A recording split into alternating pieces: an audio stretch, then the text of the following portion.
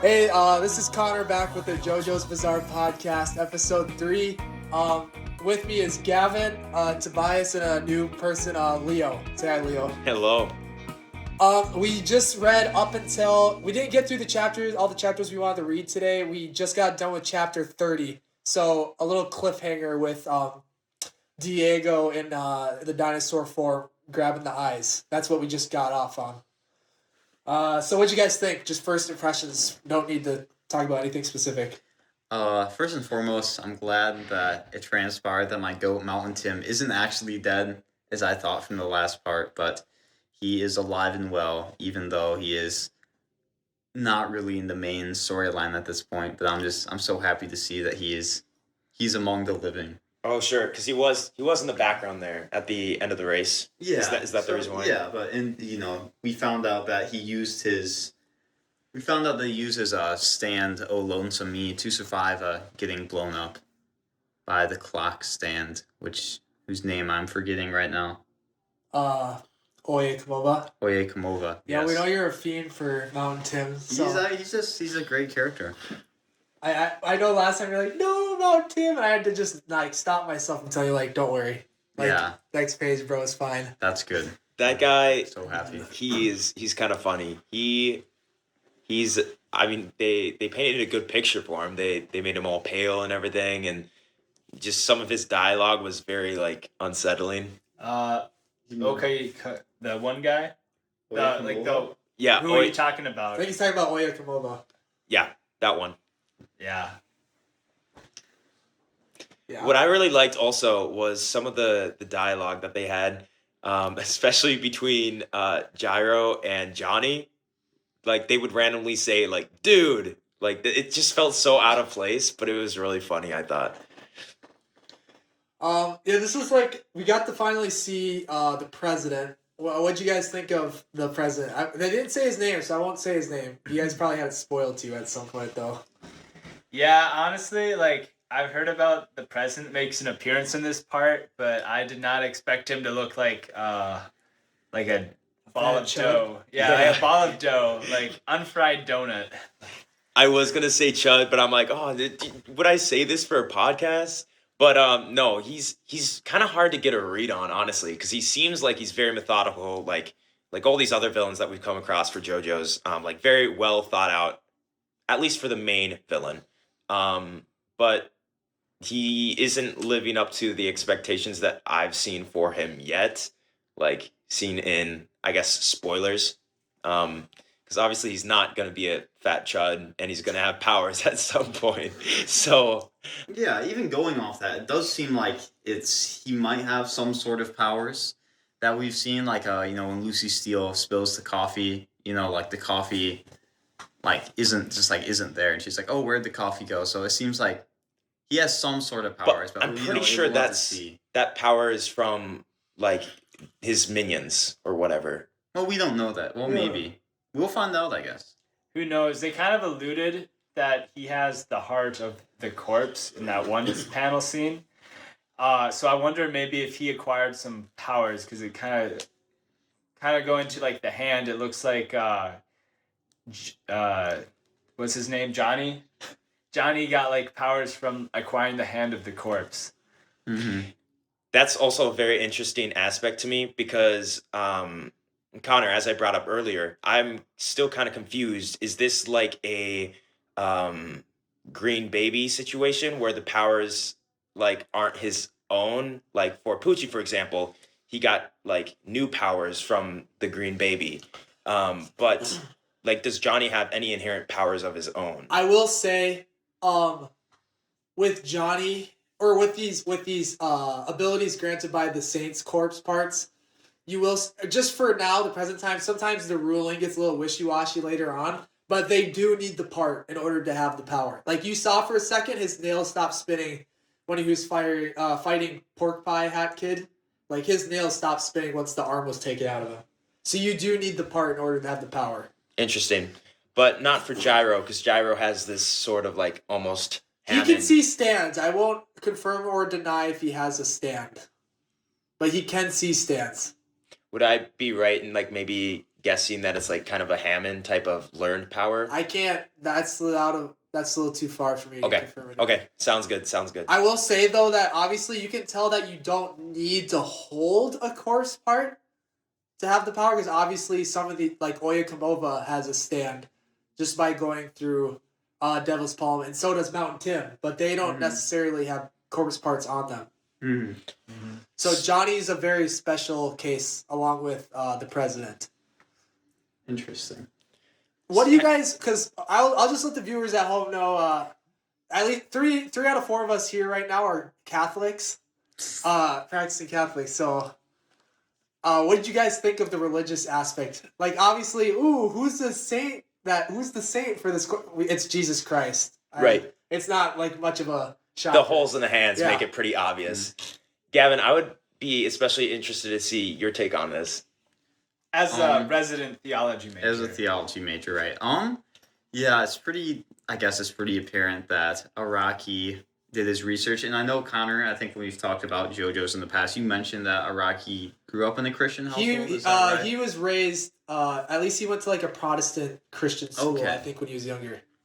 So yeah, it seems. I mean, it seems like he's done his research, especially about tying Joseph of Arimathea in there, and having the delineating the process for how saints are canonized, which is very interesting. Obviously there's obviously it's a work of fiction, right? So parts of the story are fictionalized, like There's some Jesus's discrepancies. corpse. Yes, like Jesus's corpse actually being on earth. But I'd say overall it's very usually you don't see kind of Christian themes being woven into a story quite like this. And I mean, it is a bizarre adventure after all. I'll comment too. What I really appreciate about this part, yes, it's sacrilegious, right, of his body parts living on Earth. But if you just take it as it is, what I mean? And I think you'll see. Well, I'll see what you guys think later on as the part progresses. If Araki treats it with the amount of respect that it deserves.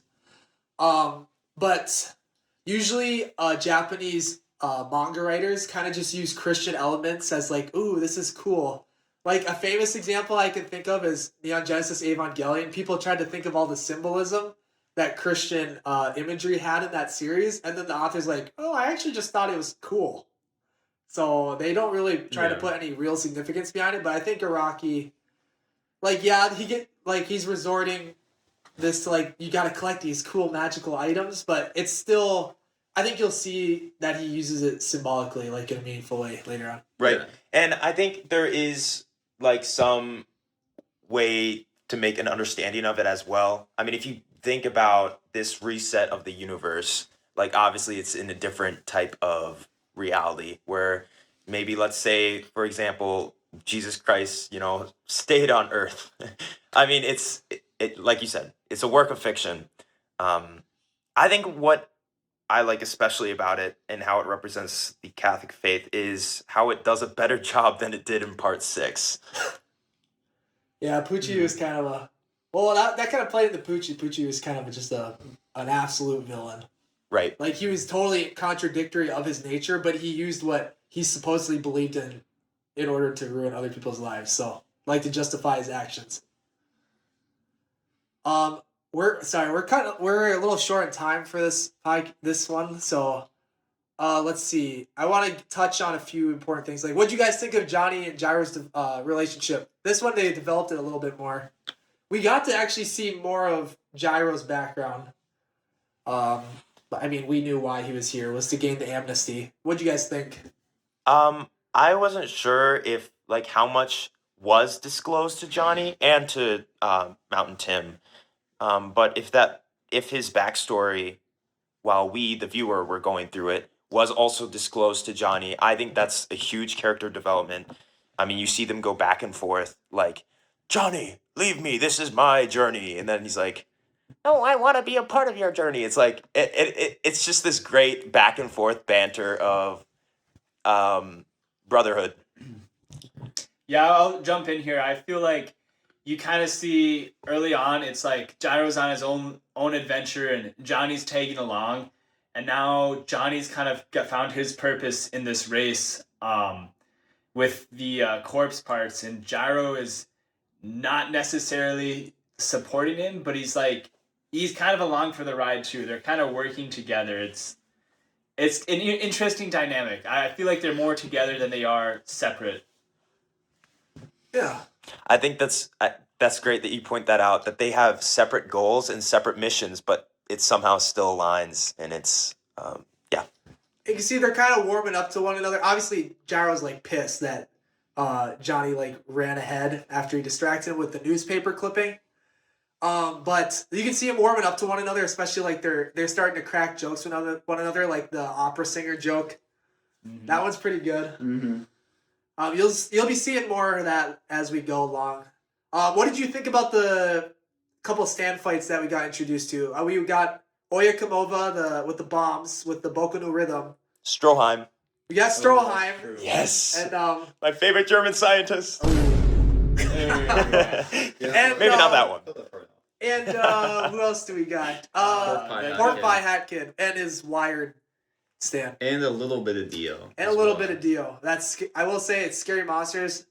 I mean, what do you think? And we got Dio's backstory, but we'll get into that a little bit. Yeah. I think all of the stand fights were really cool. Obviously, for Stroheim is a little bit of a Mrs. Robinson type situation where it's like you introduce this cool guy and he's got a stand, and then he just gets destroyed in the matter of a couple pages. I don't even think he had a stand. I think he just genuinely had like a robot gun hand. He was just a cyborg, right? He was just there for love of the game, honestly. Not even. Yeah.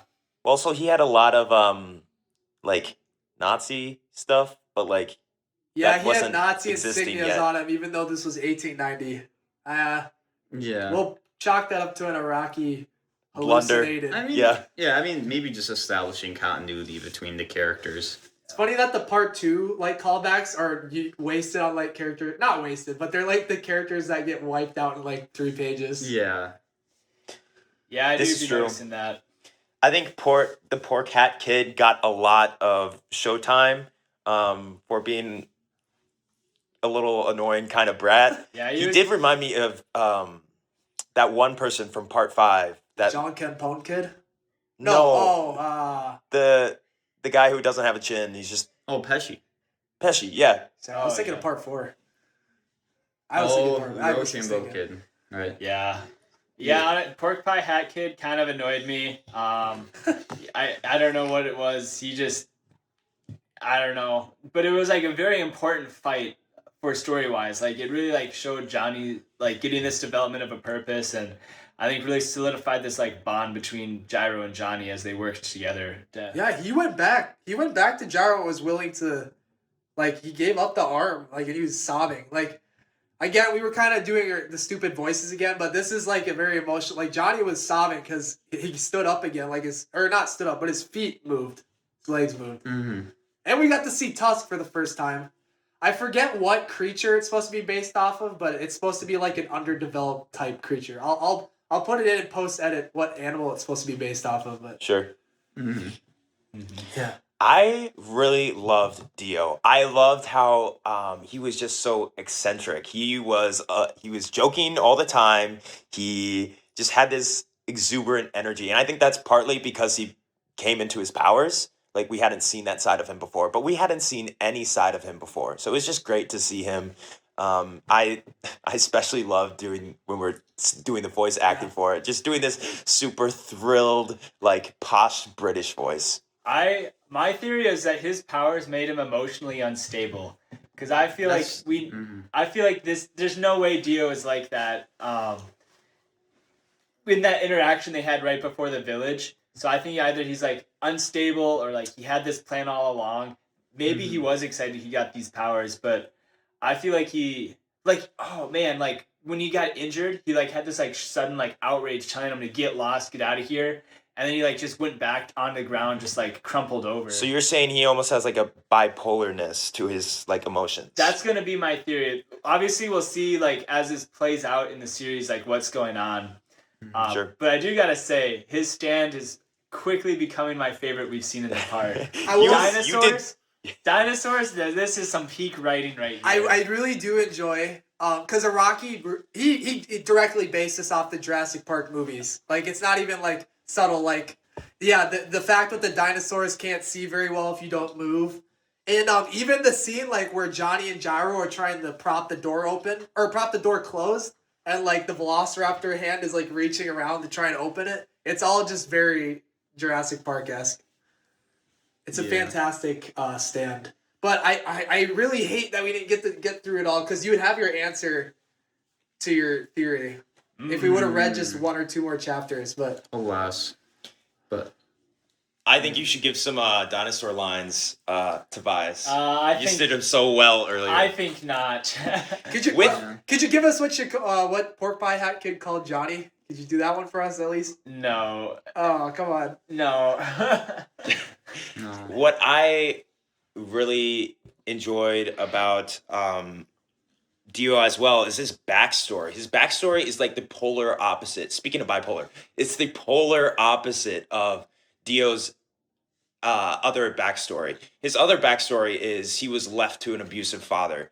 But with this one, he is left with a mother who, even though she may have had some sin in the past, she is humble in reflecting it. She's able to show Dio what true dignity is. And I think that's beautiful that we see this other aspect of this other path for Dio. Yeah, she definitely showed him that aspect, but I feel like the means of her death and like what transpired kind of corrupted him. Because like as a kid, he was like, "Oh, it's okay, Mom, like it's okay," but he seemed pretty vengeful by the end of that backstory. And it's like, I think kind of like Dio from the first part, like he's ready to make his way in this world by any means possible to like just escape what he had to go through. I don't know if like he will remember everything his mother taught him or instilled. Sure, it might be not in vain, but almost like a tainted perception of it. Yeah. I like That's part 3 and part 7, or like the Dio from the first original universe and this alternate Diego, I should say. I appreciate them both, like what they're doing, but because remember, this is like a redo of part 1, right? Mm-hmm. So like instead of Dio like living with his bum father, and he still had lots of respect. It's like they don't really go into it often in the original 6 parts, but like Dio like loved his mother a lot. Like even the when he was doing his heaven plan, some of the things he was reciting, to the green baby was specifically things his mother like told him. So his like he kept saying like, "Oh, I love my mother. You didn't deserve like." She's better than you ever would, like when she's spitting on his father's grave.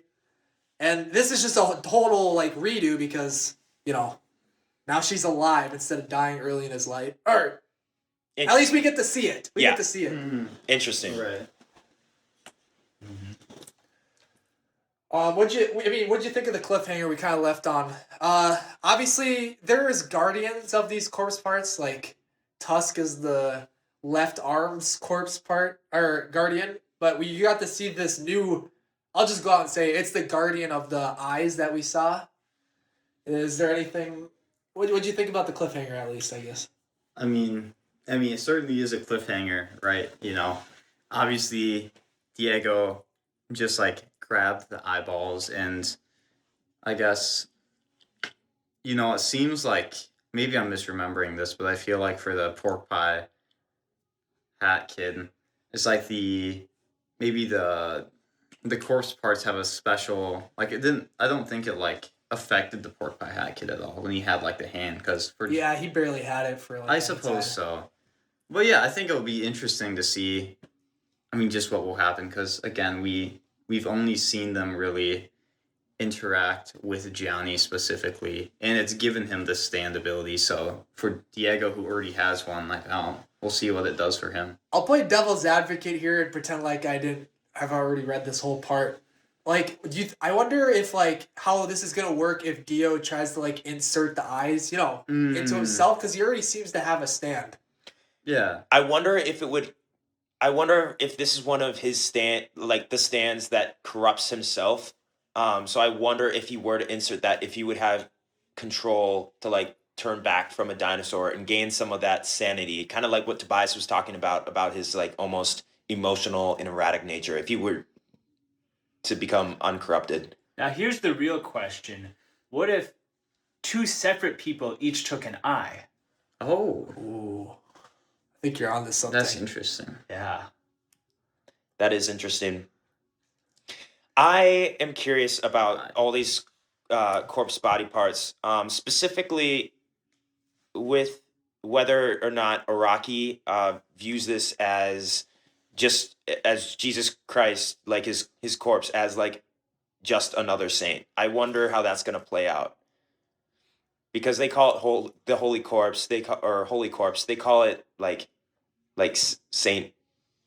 Just the saint's corpse. It's kind of like they go about saying like, well, if a city has like the corpse of a saint, like you like disasters are prevented. People will die for this, so they can prosper.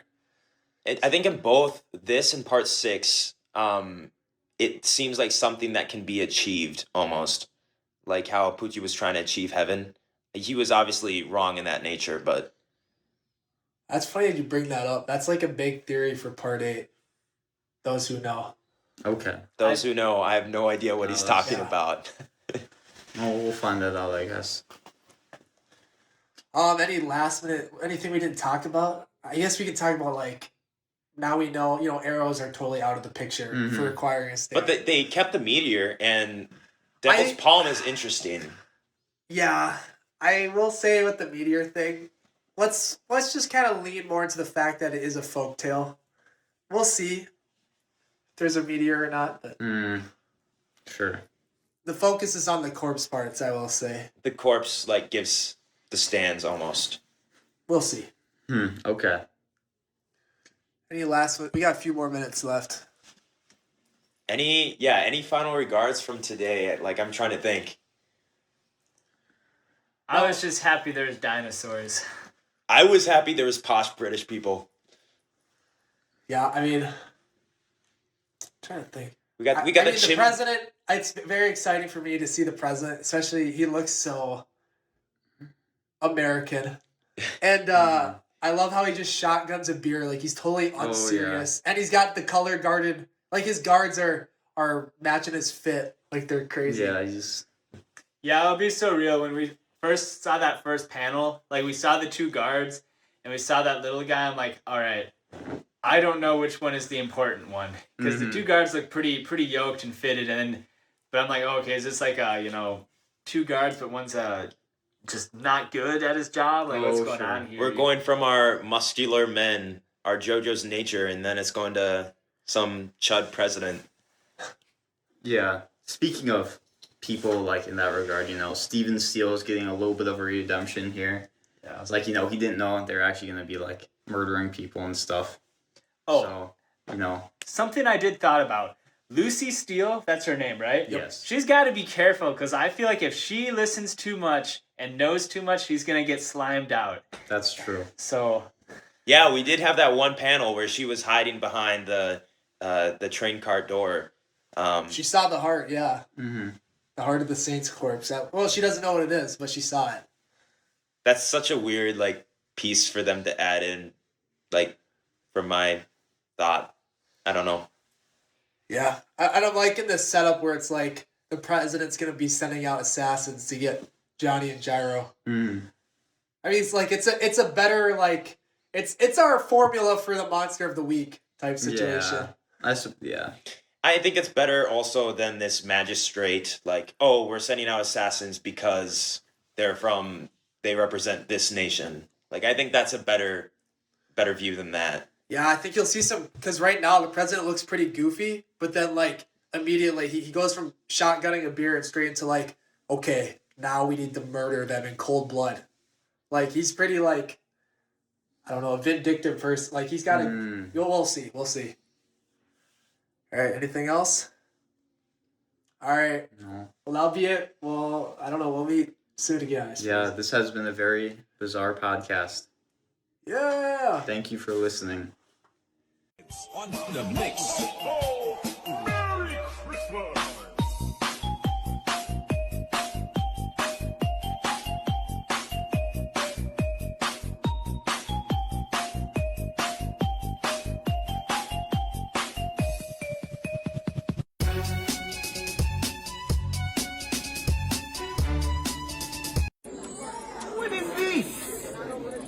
happened to the Hammond? The Hammond D3? What is this? What is this? とどめだ食らえメタリカ甘い舐めてんのかお前自身だけ鏡の中に入ること心で理解できたグレイトフルテッド